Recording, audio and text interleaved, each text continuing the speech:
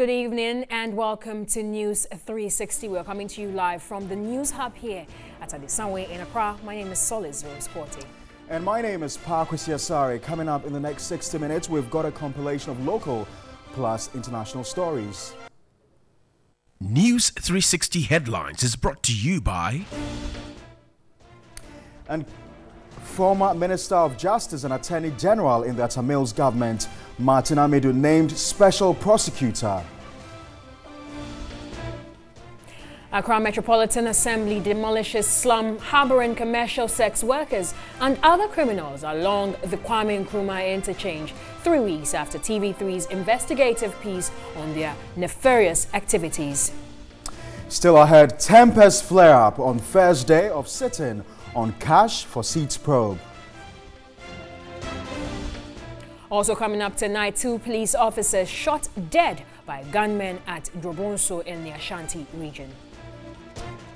And also on the foreign front, mass burial held for more than 70 people killed in conflict between nomadic herdsmen and farming communities in Nigeria's central Benue state.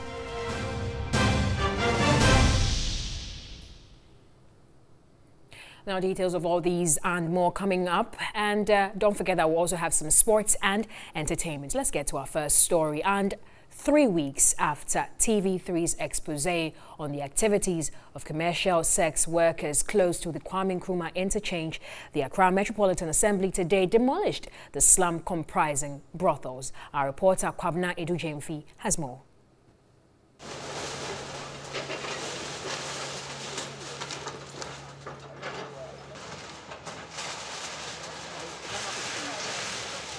The demolition along the rail lines at Odona started at about 6:30 a.m.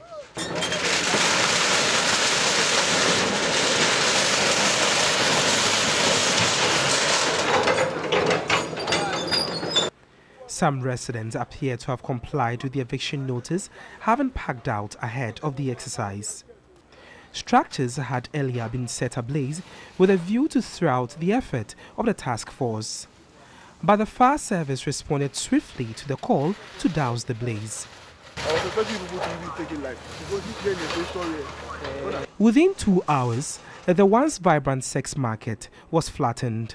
We've arrested 1 person also with a small quantity of suspected narcotic drugs. Okay.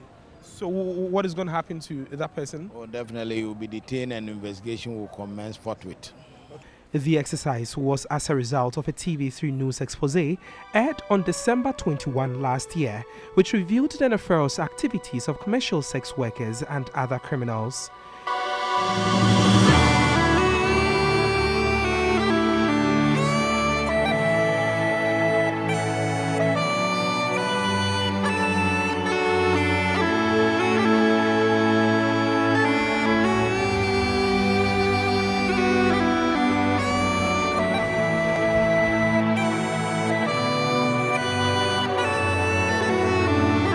The Kwame Nkrumah interchange area had become a hub for commercial sex workers, with more than 1,500 scattered structures used as brothels. The Accra Metropolitan Chief Executive Mohammed Ajay and the Railways Minister Julgate were both alarmed after the expose and promised to act. I would like to thank TV3 Network for bringing the sex trade to the attention of the city authority. We really appreciate the good work that you are doing, and we promise the city dwellers and the Ghanaian public that the city authority is going to work on the issues that have come to our attention. We had demolished that place once. We'll continue to make sure that we get rid of all the ills in that area. Within 3 weeks, the authorities have taken action. It is very clear the level of security here to aid the process of the demolition. But for how long will they continue to provide security even after the exercise? Oh, as far as the target set by the AMA is completed, we are very supportive and will be by them as we move on. 2 years ago, a similar exercise was conducted by the Assembly under the leadership of Alfred Okuvandapoy, but the squatters resettled in the area. Not even the June 3 flood and fire disaster in the area could scare the slum dwellers. The Railway Ministry is expected to take over the area immediately and start its intended redevelopment project. For TV3, Kwabna Edu Jemfi.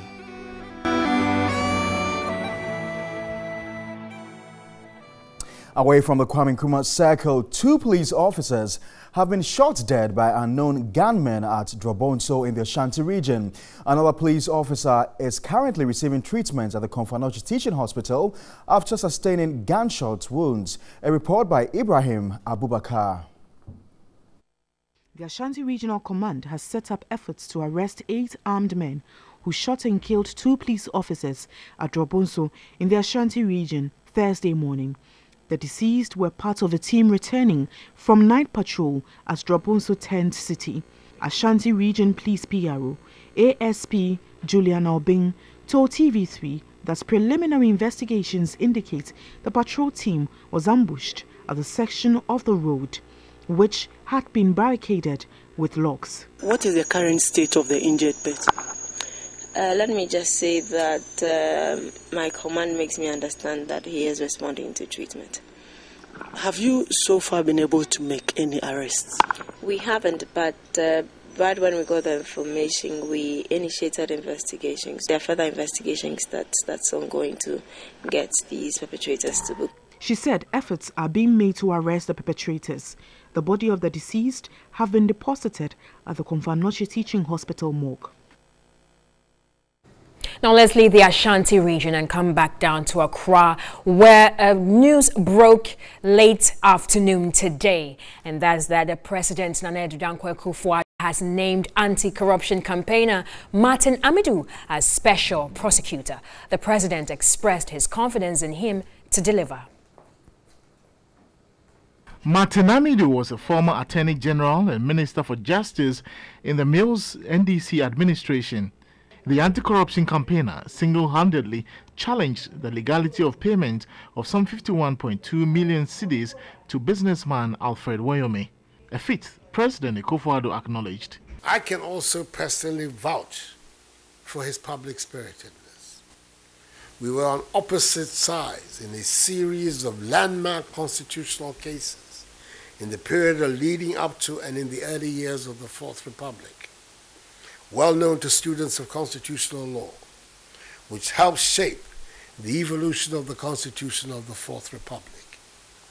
As Deputy Attorney General as he then was, he conducted those cases with the fairness which should be a cardinal feature of the conduct of any self-respecting lawyer.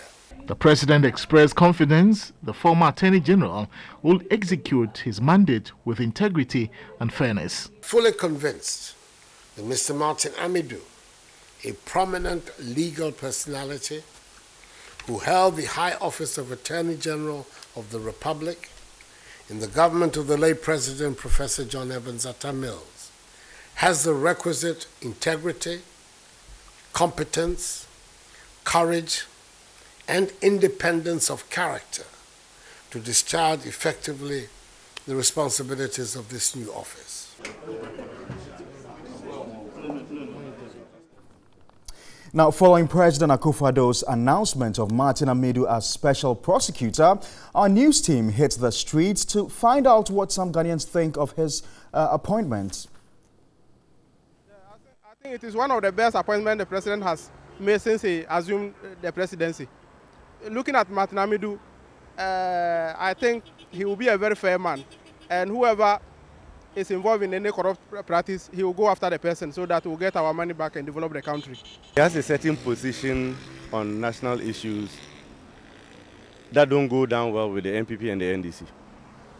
So for me personally, when the special, actually the word was independent prosecutor, wasn't it? So I was thinking that we should have had somebody who does not have a political leaning in any way. But in any case, he was the former, what do you call it, Attorney General. I think that creates a certain problem, but that's my opinion. It's fine, the president has thought through. I think this is something that was part of his campaign promised. And then he's come around to make his announcement. I'm sure he has taken into consideration all the comments everybody has made. Let's hope. I mean, we want to take him for his own word, and we want to believe him for his own word, that it's not meant to, vilify anybody. It's not meant to wish hunt anybody. And I'm sure he has listened to everybody who matters. And he has taken the person he thinks that is true. For now, he's in charge. So we wish him well. Oh, for me, I think he's a great man. Because looking at the things he did at the NDC era, he was an NDC member, but whatever goes on at the NDC time, he expressed his views. And even because of that one, he resigned as a, as a Attorney General during the NDC era. So I think he can do the job.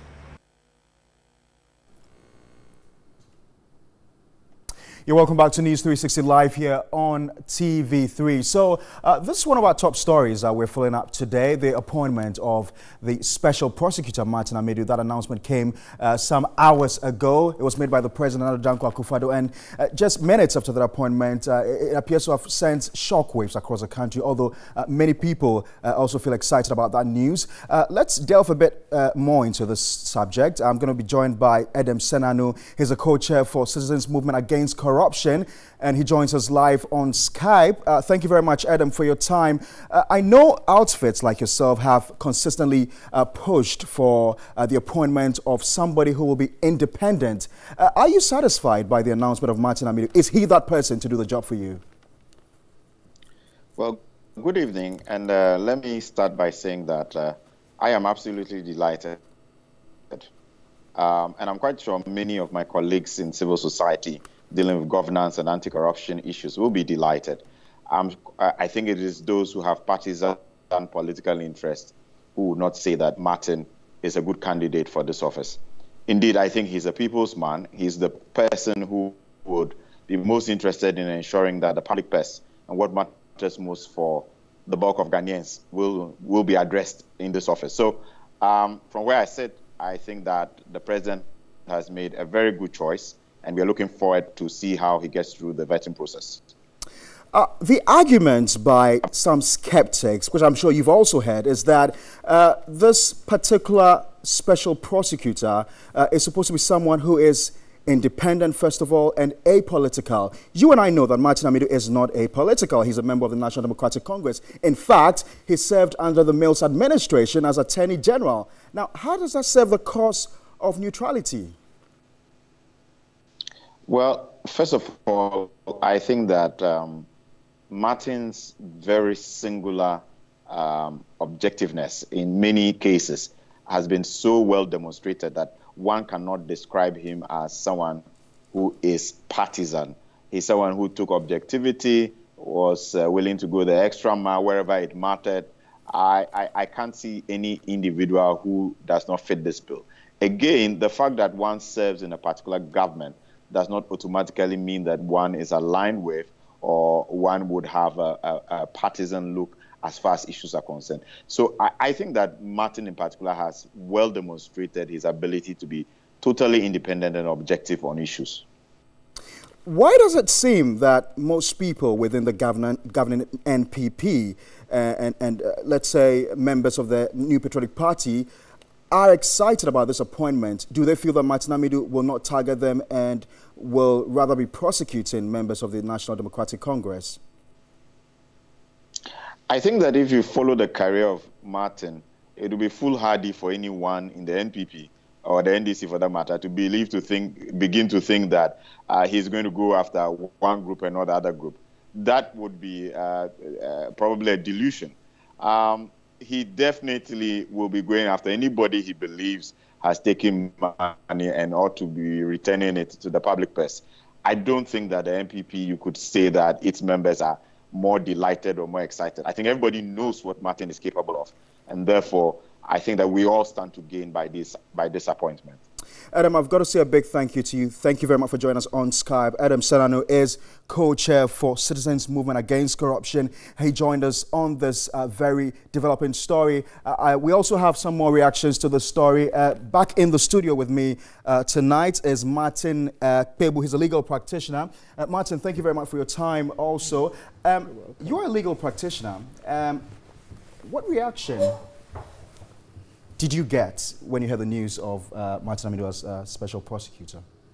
I should say it was shocking. Or like we ordinarily say, pleasantly surprised. Because, you know, prior to this announcement, all the speculations were in the direction of lawyer Akuto Ampao and Philip Addison.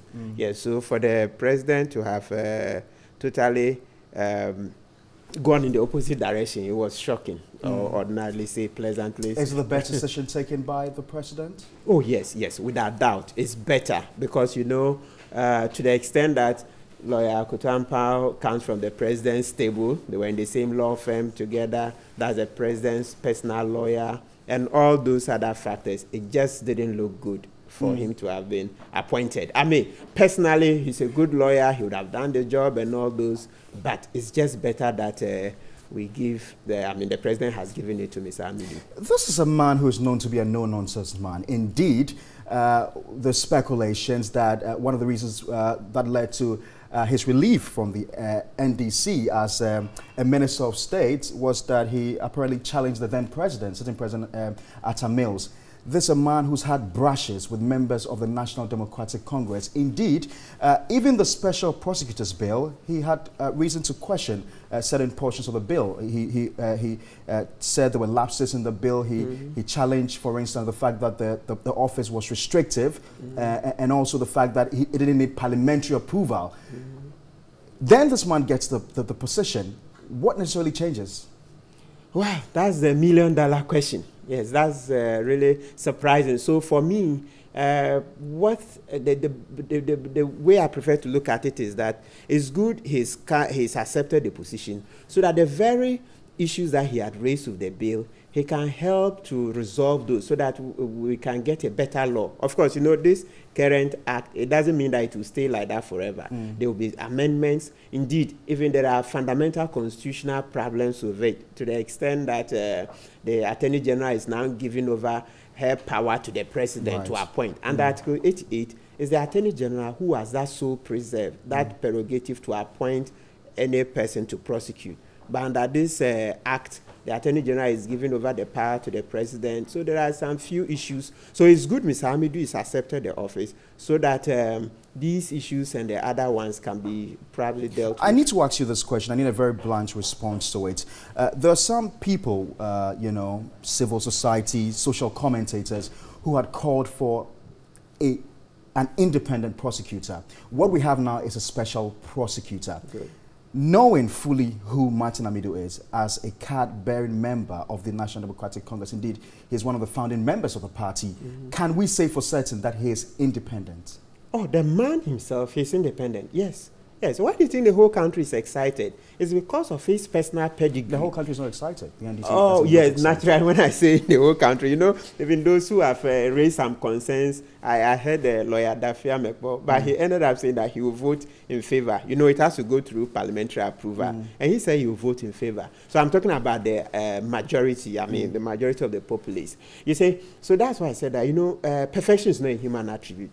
There are issues. But the reason a lot of us are excited, the majority of us are excited, is that this is a very strong character, very strong. As you stated earlier, he stood up to President Mills and, I mean, defended his stance. So that is the kind of character that we are looking for to occupy the office. So it's good that he's come nominally, I would say, from the opposition. But substantively, he's a Ghanaian. That is what matters. And it's also good, you see, because the president is of MPP, it's good that the person who is going to occupy the office is coming from the opposition, or at least, if it hadn't been Martin Amidu, it would have come from a non-aligned person, somebody in the middle. So as for this choice, I think for now, I mean, we should all support it because...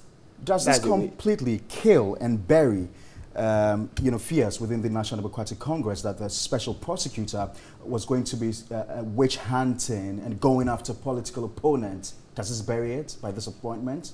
Not totally. Not totally, but it substantially resolves the problem because you know that Mr. Hamidu is one of their own. But you know, some of them also had issues with him because of the way he was pushed out. But the problem has been substantially resolved because it's out. Yes, because it's. I'm going to ask you to hold on for me. Let me get on the phone lines now and speak to national organizer of the National Democratic Congress, Kofi Adams. Kofi, thank you very much for your time. I had heard arguments within your fold, I mean the NDC, swearing heaven and earth that you were going to resist any attempts to appoint either Akoto Ampao or Philip Addison as special prosecutor because these were people who essentially wine and dine with the president. Now we have had Martin Amidu, somebody who is a known figure within your party. You should be excited. Good evening to your viewers and to you yourself. One, we have not mentioned name of anybody. This is the first time I'm hearing you mention names of people we are resisting. We have made it clear that the appointment must not be a card-bearing member of a political party because that will be a platform to witch hunt. And Martin Amidu is no difference from these other persons that you are mentioning. Indeed, he is more a working bitter person who is out there just to witch hunt. And it's clear from his comments pre-2016 election and his silence in the whole of 2017, where he did not see anything wrong with the MPP government and all the acts of corruption that went on. So it's so clear. On the issue of he being a member of the party, that was what we all thought. And that was why when he made serious allegations against the party that we saw not to be true, to be complete lies, we referred him to the disciplinary committee. But his own letter that he wrote to the party through the disciplinary committee suggested that he doesn't see himself as a member of the party and can therefore not be subject to discipline or by the party. And so he refused to appear before the party's disciplinary committee. And processes were going to conclude on that matter before this appointment. So he is not considered himself as part of NDC. We all thought, yes, despite all the things that he has done, we thought that we can still consider him as a member of the party, and therefore he must face the disciplinary process in the party. And that was why we referred him to the disciplinary committee. But he wrote indicating clearly that he doesn't recognize those efforts. We actually wrote back to him that we see him as a member, and therefore he must appear before the disciplinary committee and make oral submission to the committee that he doesn't consider himself as a member of the party. That letter was delivered to him, and he had since returned it through DHL. He had returned it, that he doesn't consider those means of service. And so this is the person we are dealing with. He's a bitter person that is out there to witch hunt members of the NDC. Right, Kofi, but you see, nothing you've said here substantially proves that he's no more a member of the party. You talk about he doesn't consider himself as a member, but look, if he's a card-bearing member, as far as we're concerned, he hasn't renounced his membership of the party. Have you seen his card membership number? But you say he's a card member. Have you seen his card membership? Is he a member of the NDC? Have you seen the letters that I'm telling you that he wrote? If he's a member, why has he not appeared before the party disciplinary committee? So is he a member of the party, Kofi? If he's a member, why has he not appeared before the disciplinary committee? I'm just telling you that. But Kofi, you have not answered the question. Kofi, you have not answered the question. His own letters he wrote suggests that he says he's not a member of the party again, and therefore cannot be subject to disciplinary process. Kofi, you invited him. You invited him because he is. You consider him a member of the party. That's the only basis on which you would invite him for investigations or disciplinary action. Membership is not forced on anybody. Membership is not by force. So we considered him. Then his own communication to the party as a result of those actions suggested to us per that writing that he doesn't consider himself as a member of the NDC and therefore could not be subject to disciplinary process.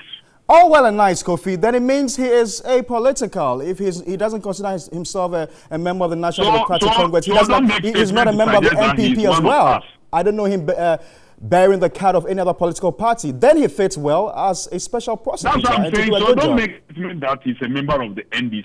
But clearly showing all his comments from 2012, 2013 on to 2016 show clearly that he is anti-NDC. So what? He's a member of the NPP? His deafening silence. So he's a member of the NPP? Corruption in 2017 does not put him before many of us as a citizen vigilante that he described himself, that he's an anti-corruption crusader. Tell me one single comment of Honorable Martin Amidu in 2017 against the NPP administration in terms of acts of corruption. Did we hear him when the bond issue happened? The bond issue that Shraj has made very serious findings against the finance minister. Did you hear him? Did you hear him talk on the bus contaminated fuel scandal? No. Did you hear him when the A-Plus made his comment, when Kennedy Ajapong made his comment that people were paying between $20,000 to $30,000 to have access to the president? Did we hear him when the comment of paying $100,000, Kofi Adams, can you listen to me, please? To sit by the president came out? Mr. Adams, we didn't hear him. Mr. Adams, can you listen to me, Mr. Adams? Yeah, thank you very much, Kofi Adams. He's national organizer of the NDC. Kofi, my very final question to you. Now, you're talking about, did you hear Martin Amidu say this? I don't think you can determine for him what he should comment on. This is an independent man. He has a mind of his own. And my final question to you... if the same person was speaking so loudly when another party was in power, then we expected him to do same. So, Kofi, is the NDC... My final question, Kofi, is the NDC in support of his appointment as special prosecutor? Yes or no? We don't appoint special prosecutor. It's Session Ronaldo who is supposed to do the appointment from the recommendation of the Attorney General. We have made it very clear that he is not independent. He is a bitter person. He will be out there to witch hunt NDC members. And Ghanaians should look out for that. Thank you very much, Kofi Adams. He is the national organizer of the National Democratic Congress, also reacting to the latest news of the appointment of Martin Amidu as special prosecutor. Let me quickly wrap up with Martin Pebu before we also bring you reactions on social media, what people have been saying about this latest appointment. Mr. Martin Pebu, your very final remarks. You've heard Kofi Adams. He's with the National Democratic Congress, and clearly he's echoing the views of majority of the NDC people and what they feel about this latest appointment. I wonder whether he's really echoing the views of majority of the NDC party. No, I have my doubts. No, these matters, it turns in the nature of human beings. It's not possible for every Ghanaian to welcome this appointment. So for me, I say that let's take it one day at a time. The overwhelming majority of us have taken the stance that let's support the special prosecutor because we want the job done, though we recognize that there are some problems. So for now, let's take it one day at a time. Martin, thank you very much for your time. Martin Pebu is a legal practitioner. Solis, what have people been saying about this latest appointment by the president? All right, so we hit the streets earlier, but this time let's look at social media, specifically Facebook, and we're asking them, what do they make of the nomination? And Alhaji Malik says, I am not surprised at all. MPP is playing a dangerous game. Wayame is in trouble once again. Abuga Pele is in trouble. Jida, Sada, Brazil World Cup, Buzz branding, he goes on. Ejata says, after reading through the messages, I ask myself a simple question. Do we read at all? Okay. So what's so special about the special prosecutor is just going to exhibit some functions of the Attorney General, and that the judges are not going to listen to him and prosecute the corrupt people, but rather going to follow the same procedure. Brakofi says perfect. Gribo John says the best. Ganu Clint says cash for seats. Anytime you catch them stealing, they try to cover it up with a different story. Ignore Martin Amidu. Silas has said his appointment defeats the very purpose to which this office was created. He has shown nothing but hatred towards the NDC over the years, which makes him unfit for this post because of the kind of politics and democracy we have.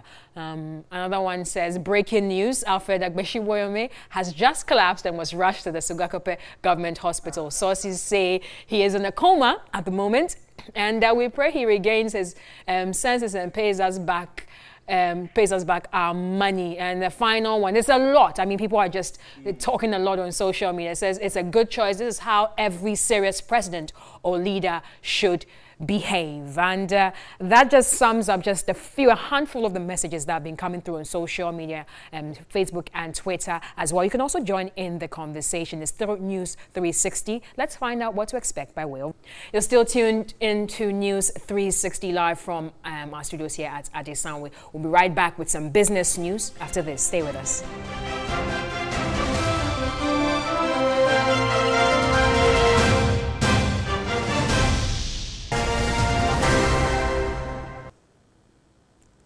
You're still watching News 360. Good evening to you and thanks for staying with us.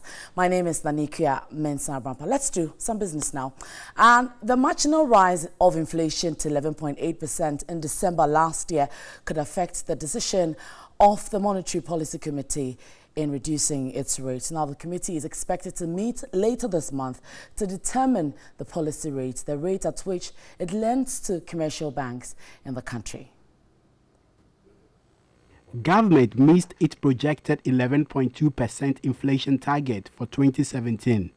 It ended the year 2017 at 11.8%, a 0.6% higher.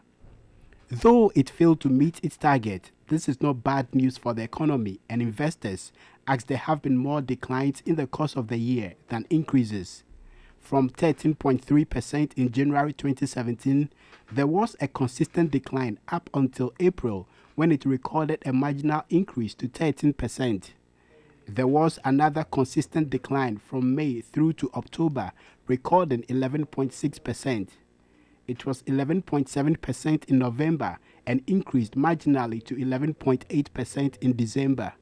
Courage Kingsley Mate is an economist with Data Bank. The decline that we have seen over the last 12 months is enough reason for the market to expect that things are improving and the outlook continues to improve. He said government missing its target may cause the MPC to adopt a more cautious approach to monetary easing. The general inflation outlook remains positive. We expect that inflation would broadly decline in 2018 towards the central bank target of 8% plus or minus 2%. But the recent increase means that monetary policy cannot continue to be as dovish as it was in the past. The cuts cannot continue to be as aggressive. So last year we saw a total of about 550 basis points cut cumulatively. For this year, we are not likely to see up to the same size of reduction. And for this month, it will mean that we'll have to maintain it at 20%. And 11 days into the new year, a number of vehicles with 2017 DV and DP plates still ply the roads. Now, this is contrary to the guidelines in the Road Traffic Regulation 2012 on the use of special trade license. In the tenets of Section 11 of the Road Traffic Regulation, LI 953 of Act 1280 of 2012, a trade license shall be issued 1. In respect to only motor vehicles being offloaded from a ship, lighter railway train or other road vehicles being driven to the clearer or fleet owner's place of business. 2. When a motor vehicle is being tested after having been assembled or repaired at the dealer or fleet owner's place of business, and when a motor vehicle is being tried by or on behalf of an intending purchaser. Per the law, trade plate vehicles are not supposed to be used in everyday activities until fully registered. If you want to use the vehicle daily for your normal rounds, like going to church, going to funeral, going to wedding, and other functions and other personal activities, to attend to other personal activities, then you should get a vehicle registered so that you can use the car normally.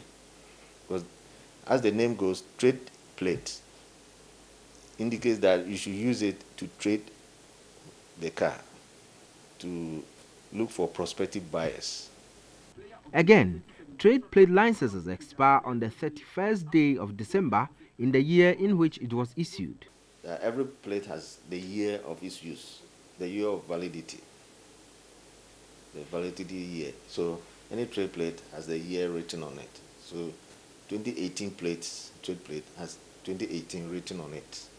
So at the expiry of 2018, that plate no more has to be used. However, close to 2 weeks into the new year, a number of 2017 trade plates still compete on the roads. The trade plate has very strict and very narrow use, and any use outside what has been prescribed in the law contravenes the regulations, and the police can take any action on that. Director of Vehicle Inspection and Registration at the DVLA, George Akom, said these are clear violations of the rules and are punishable upon arrest. And that's it for business tonight. More on 3news.com. Paco CSR is standing by with more.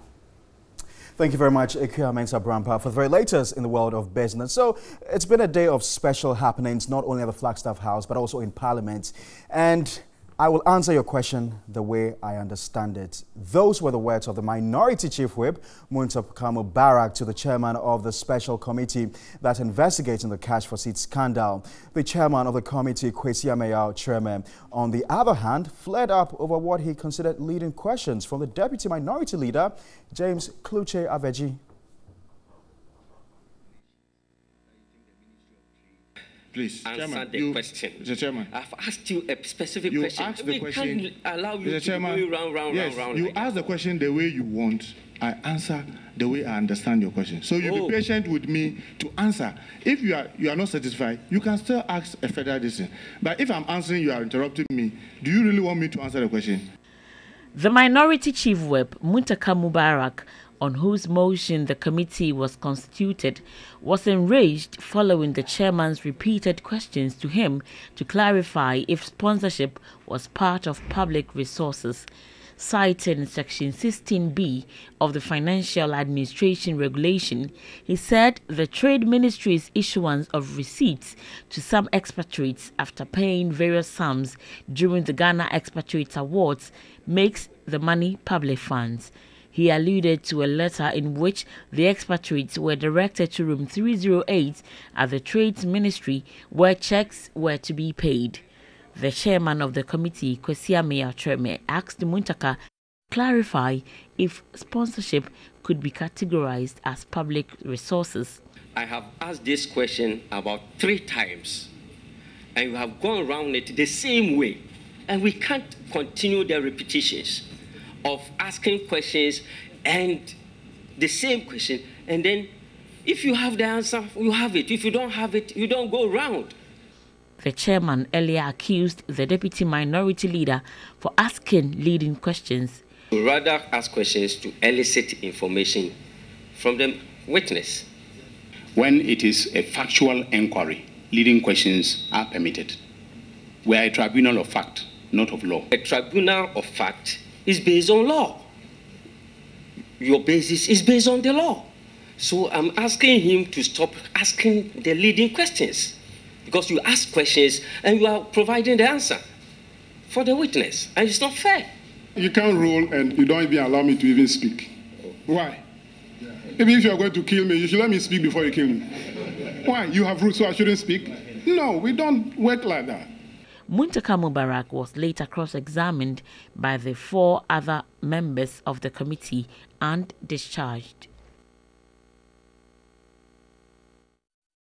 Meanwhile, the Aswasi MP has described as unnecessary some of the questions posed him at the hearing. Now, he claimed he has been treated as a culprit rather than a witness. They were not seeing me as someone who was to help the committee to do its work. But unfortunately, it didn't appear to me that was what it was. But it was about, can we find a way of trying to discredit what he's saying so that at the end of the day, we can say that, oh, after all, the thing didn't happen. But I think it's beyond reasonable doubt. The board of the Ghana Broadcasting Corporation has suspended the prosecution of defaulters of the TV license fee. But a member of pressure group Occupy Ghana, Nana Sapon Ajiman Bedu, has called for the repeal of the 1960 law, which mandates the payment of TV license. I'm really astonished about the way the attorney says if you don't pay, they will come and arrest you and then send you to jail. I don't even understand. And it's a TV license, no. Oh, you're ready to say TV license in there. I am not ready to pay any TV license. No insurance, road certificate, license most is no. TV license We have other insurances to pay. As for TV sets installed in our buses, we can't pay for any license. These were comments made over the payment of TV license. The Ghana Broadcasting Corporation had indicated defaulters of the TV license fees would be prosecuted with special courts set up in all regions. But on Wednesday, the GBC board issued a statement instructing the management of the corporation not to pursue any activity or set of processes leading to the prosecution of any individual for non-payment of the TV license fees. Member of Occupy Ghana, Nana Sapong Ajeman-Bedu, though welcomed the move, called for the repeal of the law. There is a lot more that the board should also consider.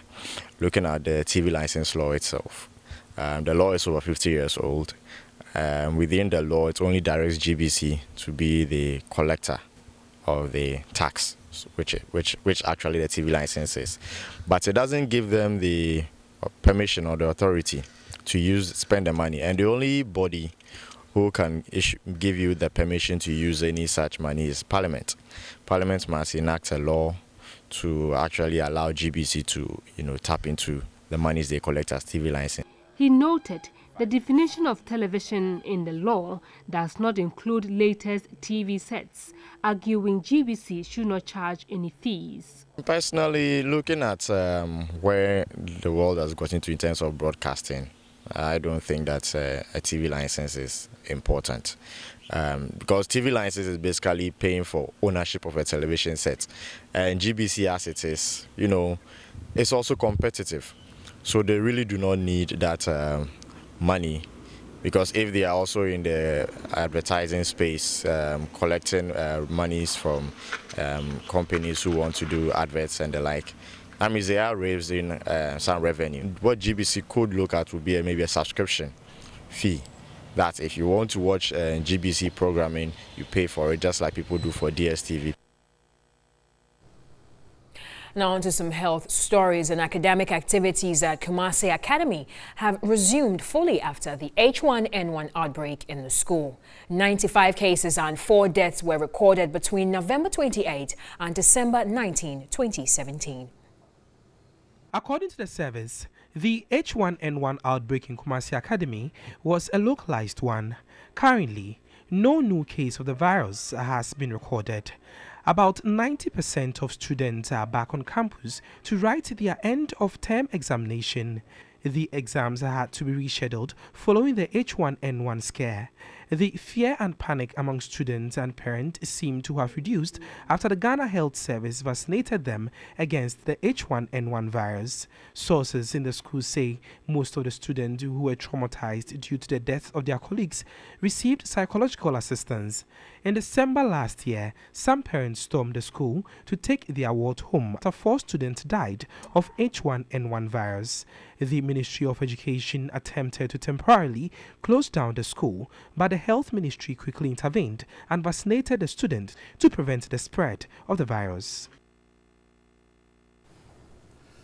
You're still tuned into News 360. The man Thierry Nyan is back with some. Yes, he's back. And he'll be giving us some sports news updates right after this. Stay with us.